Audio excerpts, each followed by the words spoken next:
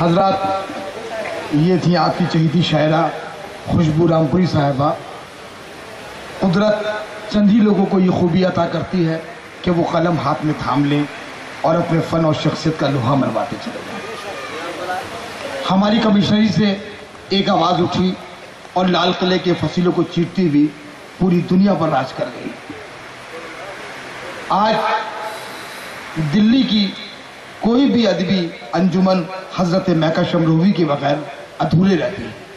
آپ لوگ زوردار تالیوں سے خیر مقدم کیجئے دہلی سے تشریف لائے ہوئے جناب مہکہ شمروی۔ شاعری محبتوں کا نام ہے، خلوص کا نام ہے، اخلاص کا نام ہے۔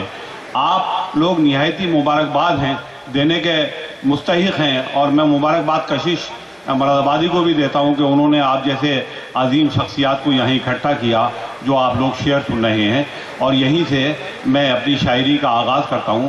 دیکھیے ہوا کیا ہے، آج تک شاعری میں وہ بات سمجھ لیجئے، اس لیے کچھ شاعری کہیں کہیں سے بگڑ گئی ہے۔ ایک تو یہ ہے کہ غالب میر، سودا اور ناسک وغیرہ کے بعد بہت عرصے تک شاعری ہی نہیں ہوئی بلکہ چربے ہوتے رہے۔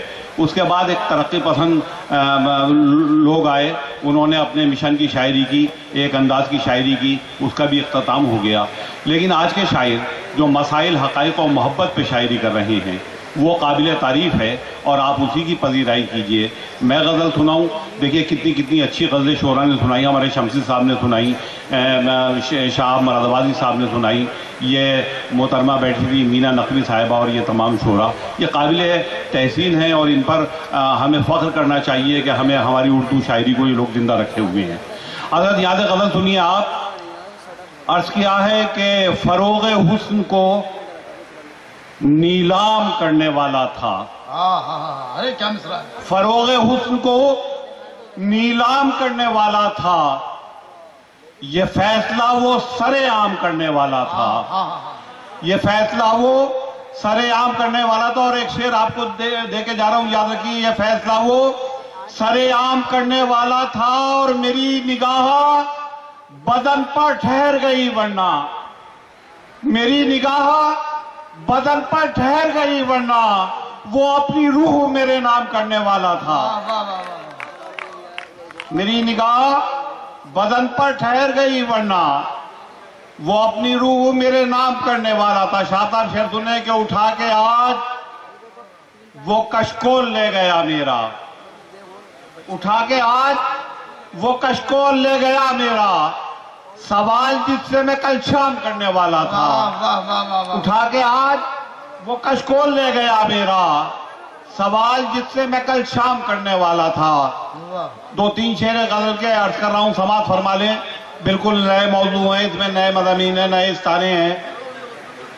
فروغ حسن کو نیلام کرنے والا تھا، یہ فیصلہ بھی سر عام کرنے والا تھا، میری نگاہ بدن پر ٹھہر گئی، ورنہ وہ اپنی روح میرے نام کرنے والا تھا، اٹھا کے آج وہ کشکول لے گیا میرا، سوال جس سے میں کل شام کرنے والا تھا۔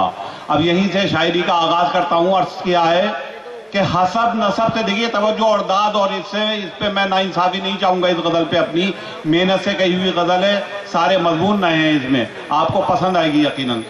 عرض کیا ہے کہ حسب نسب سے محبت کے خاندان کی تھی، حسب نسب سے محبت کے خاندان کی تھی، وہ ایک لڑکی جو پھولوں بھرے مکان کی تھی، حسب نسب سے محبت کے خاندان کی تھی، وہ ایک لڑکی جو پھولوں بھرے مکان کی تھی، اور یہی لباس تھا، یہی لباس تھا چندن سے جسم پر اس کے، یہی لباس تھا چندن سے جسم پر اس کے، قمیض بیلے کی شلوار زعفران کی تھی، یہی لباس تھا چندن سے جسم پر اس کے، قمیض بیلے کی شلوار آسمان کی تھی، قمیض بیلے کی شلوار زعفران کی تھی، اور ہنائی ہاتھ لگاتی تو ہم مہک جاتے، ہنائی ہاتھ لگاتی تو ہم مہک جاتے، کہ انگلیوں میں بھی تاثیر عطردان کی تھی، کہ انگلیوں میں بھی تاثیر عطردان کی تھی۔ دو تین شعر اور سنیے کہ یوں ہی تو خوشنما آنکھوں میں یہ منظر نہیں رہتے. یوں ہی تو خوشنما آنکھوں میں یہ منظر نہیں رہتے. پرندے بھی بدلتے موسموں میں گھر نہیں رہتے. پرندے بھی بدلتے موسموں میں گھر نہیں رہتے. اور محل کی برجیوں سے جھانک لینا ہی غنیمت ہے. محل کی برجیوں سے جھانک لینا ہی غنیمت ہے. فصیلوں سے جو اونچے ہو گئے وہ سر نہیں رہتے.